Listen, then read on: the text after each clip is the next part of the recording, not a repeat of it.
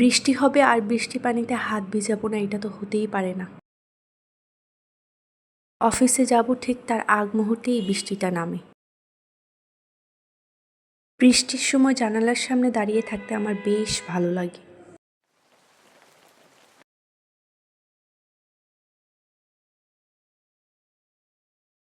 অফিসে এসে আর রেকর্ড করা হয়নি, তারপর কাজবাজ শেষ করে এই তো আমি আমার টেবিলটা একটু গুছিয়ে নিচ্ছিলাম। আজকে দুপুরে ছিল আম্মুর হাতে স্পেশাল মুরগি ভুনা, সাথে ছিল সাদা ভাত।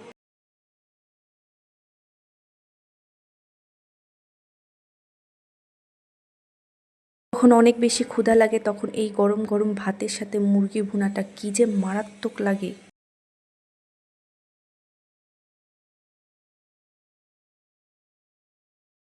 পেটে শান্তি নিয়ে তারপর আবার আমি লেগে পড়লাম কাজে।